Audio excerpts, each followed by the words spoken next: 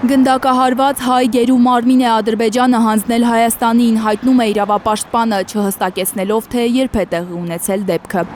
Եղել են այնպիսի զարգացումներ, որոնք բացահայտում են պատերազմական հանցագործություն, մասնավորապես գերիների սպանություններ, ընդ որում այնպիսի դրվագներով, երբ արդեն գնդակահարված գերու մարմինը հանձնվել է հայկական կողմին։ Բաքվի գերիների խնդիրն են քննարկում Երևանում։ Սիրանուշ Սահակյանը հայտնում է, որ Ադրբեջան են այցելել խոշտանգումների կանխարգելման կոմիտեի ներկայացուցիչները։ Խոշտանգումների կանխարգելման եվրոպական կոմիտեն այցելել է Ադրբեջան և չենք բացառում, որ այցելությունների շրջանակում մեկ անգամյա տեսակցություններ ունեցած լինի որոշ հայերի հետ։ Ունենք մի քանի տասնյակ բռնի անհետացման ենթարկված գերիներ, բազմիցս խոսվում է 80 անձի մասին, դա ըստ էության իրավապաշտպանների փաստահավաք գործունեության ընթացքում հաստատված դեպքերն են, ընդ որում սա երբեք չի կարող որակվել որպես սպառիչ թվաքանակ, առնվազն 80 դեպքի մասին իրավապաշտպանները փաստեր են ներկայացնում և հանրությանը տեղեկացնում են, բայց փաստացիորեն այդ թվերը կարող են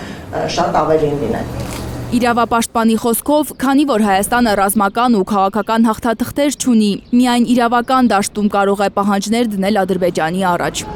Բայց միջազգային ատյաններից հայցերը հետ կանչելու Փաշինյան-Ալիև պայմանավորվածության պատճառով մենք նահանջում ենք մի տեղից, որտեղ կարող ենք հաղթել։ Իրավապաշտպանը պնդում է, գերիների հարցն օրակարգում պետք է պահել առնվազն մինչև խաղաղության պայմանագրի ստորագրումը, որից հետո գրեթե անհնար կլինի նրանց վերադարձնելը։ Խնդիրները պետք է լուծվեն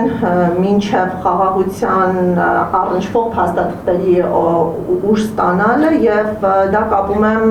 երկու հանգամանքի հետ, նախ դա խաղաղությունը վերևից ընկնող երևույթ չէ։ Իմ խորին համոզմամբ գերիների հարցի լուծումը իրատեսականորեն կարող է տեղի ունենալ մինչև խաղաղության պայմանագրի ուժի մեջ մտնելը։ Եթե այդ կրիտիկական կետերում արդյունք չունեցանք, մենք իրապես այս անձանց թողնում ենք բարձր ռիսկային գործում։